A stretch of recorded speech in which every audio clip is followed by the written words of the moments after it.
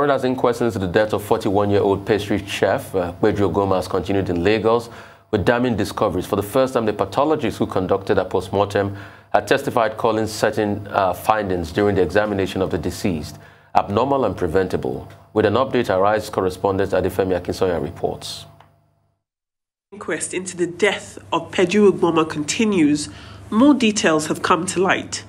Initially, it was reported the 41-year-old died following an elective fibroid removal surgery in April. Mrs. Ugboma, in fact, had an elective hysterectomy, a procedure to remove the uterus, which is usually a permanent resolution to fibroids.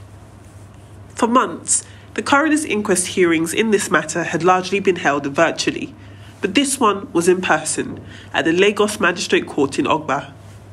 The coroner did not allow us to film from within the courtroom, but I sat in while Dr. Olubenga Oyewole, the pathologist who carried out Mrs. Ugboma's first post-mortem, testified.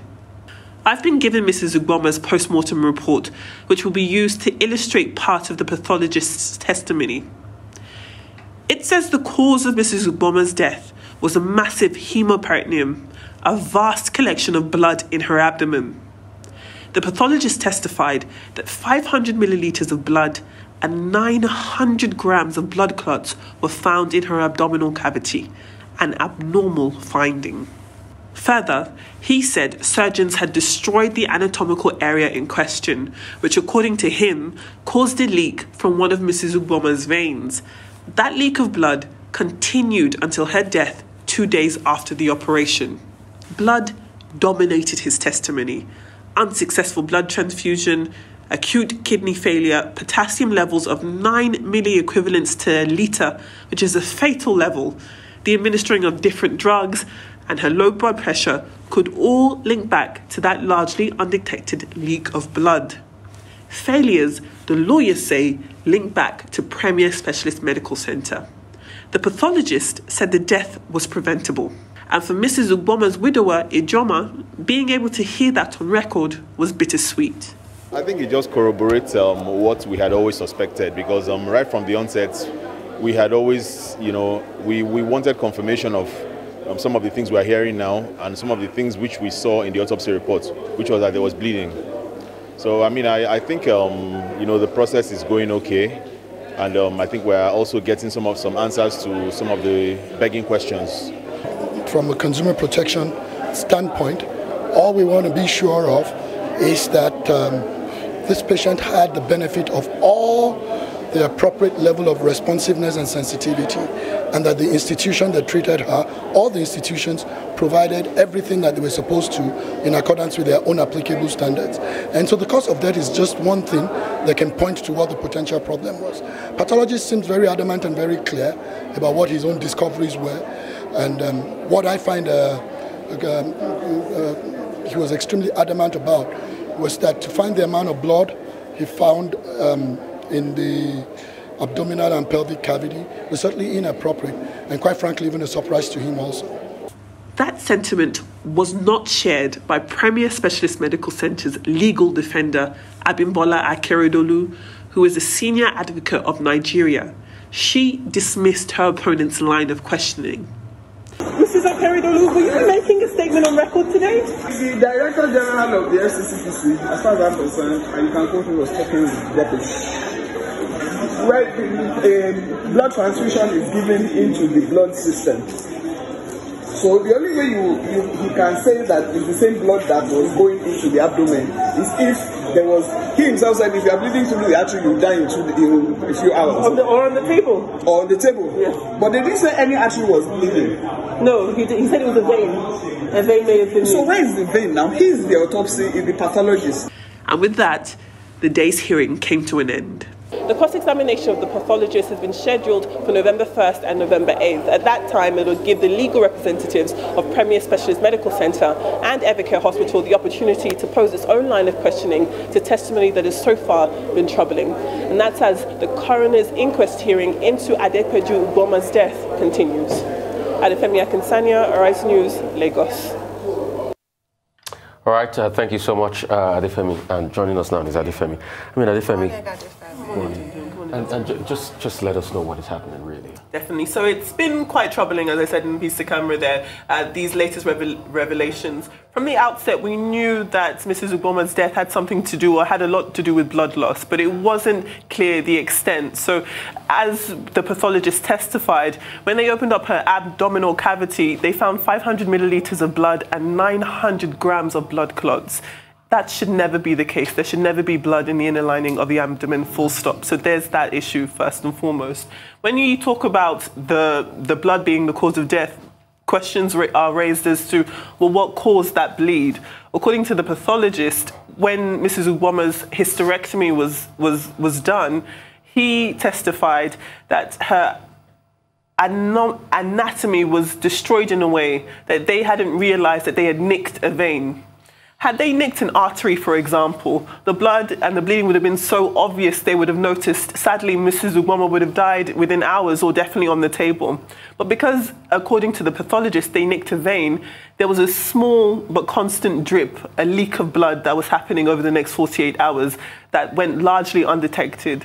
So when we're talking about this entire process, which at this stage is not a criminal trial or anything like that, it's a tribunal to understand the true causes of death and find out whether or not it was preventable and whether or not negligence played a role in that preventable death. We're still not at the end of that journey, but as it stands now, it was quite damning to hear what the pathologist had to say. In fact, his testimony was so damning, the report was so damning that there were accusations that the deceased husband had paid the pathologist for his report. That's something he testified to yesterday. That was not the case. He said that he did not have any relationship with the Ugboma family, had not received any type of reimbursement for his findings. And it just shows that for an accusation like that to be had, it implies that the other side, the legal representatives for the hospitals, are so uncomfortable with those findings because a lot of it can't be explained away. That being said, the other side do have an opportunity to cross-examine the witness. They weren't able to do that yesterday. That will happen on the 1st and 8th of November. And as Ms. Akeredolu said, she has a lot of questions. She doesn't believe that the vein had an issue to do with Mrs. Ugboma's demise, and she also doesn't believe that the blood transfusion played a role. So we'll have to wait and see what the defense have to say when it comes to that side. We will indeed, and it's very important that you raise that point, that they do have the right to cross-examine the pathologist, and that's very important. However, no manner of procedure or legal process or quasi-legal process is going to bring back Peju Ugboma. And there was a failure that happened. It's important for it to be identified. So even if there's an argument that is successful, that a vein was not in fact nicked, what about the fact that she had this blood in her abdomen? What does that say about the aftercare after the surgery? Absolutely. And that is the huge part of the testimony. We can argue back and forth about the cause of the bleed, but the fact of the matter is that the bleed was there and it went undetected for so long. Why? Why do medical practitioners, why weren't you able to identify this issue? Why, when an external doctor gave the idea that there could be an internal bleed, why wasn't there action soon after? So again, it will give the other side time to, first and foremost, talk to the pathologist. But as I said in the report, these hearings have been a long time coming. Most of them have been in a virtual setting. You had Dr. Renner, who played a large role in the operation itself. He has since moved to Saudi Arabia. He's gone with the other Nigerian doctors who left Nigeria to work in Saudi. He testified from Saudi, and as independent as journalists I can be, his testimony was quite disappointing. He seemed very defensive, very agitated. He didn't answer a lot of his questions. Some of his answers disproved things that he had said earlier. So it's been a very uncomfortable process, and I'm just a bystander. I can't imagine what it's like for the family to be listening to this, because as it stands now, up until this point, all roads lead to the fact that her death was preventable. Yes. And it does point towards negligence, though that hasn't been determined by the coroner yet. It is looking as though that might be the situation we find ourselves in. Okay, a number of caveats here. The first is that I think that this is a very interesting case, and it's important to the extent that many Nigerians watching this, listening to this, following this case, will know that they have the right under the law, where they are disappointed by medical practitioners, to raise questions, to go to court. it falls within the province of the law of tort, strict liability, negligence under medical ethics. So you can call your medical service provider to action. And I hope that other Nigerians will note this and know that, in fact, they have the right to raise questions when doctors fail to provide the necessary duty of care, or they perceive that the medical service provider has not provided that duty of care. That is one. The second one, of course, has to do with what exactly happened. This has been a case out there since April. And then in May, the family stood up and said, look, there are questions to be answered. 2 liters of blood in the abdomen and the pelvic area. What did the hospital do? What did the physicians, what did they do? This death could have been prevented. The third point is that we don't sit here as a judicial panel. Absolutely. We're just looking at this matter. There are probably 1,000 more like that, not reported, not known, people who have had to die and who probably do not understand their rights under the law. The report you have brought is a coroner's inquest. But I recall that at the time, the family threatened to go to court. It's a matter in court. And what is the status of that matter in court? And that's what will guide, any further comment on this matter, so that we don't fall into the province of acting like a media court over the matter. But it's sad that life has been lost. It is very, very sad. I think that's where the buck stops. It's very sad. Very, very sad. Do you have any details on the status of the... At this point, no. They haven't shared those types of details with us. We do know, and as I've said, and as you've already said in your discourse just there, that these hearings are tribunals. They're not criminal trials or anything like that. Depending on the outcome, recommendations for an indictment can be a result of this, but that's not where we are yet. As it stands now, we've just had an independent pathologist, give his testimony, which hasn't even been cross-examined. But that testimony itself, independently, was damning, and parts of it were very uncomfortable to hear. At some point, they showed pictures of Mrs. Ugboma's post-mortem, and we were asked to leave the tribunal room for that, and only the legal representatives were there, so I wasn't able to be a party to that. No, but you have done well. It's a matter of important public interest, sure.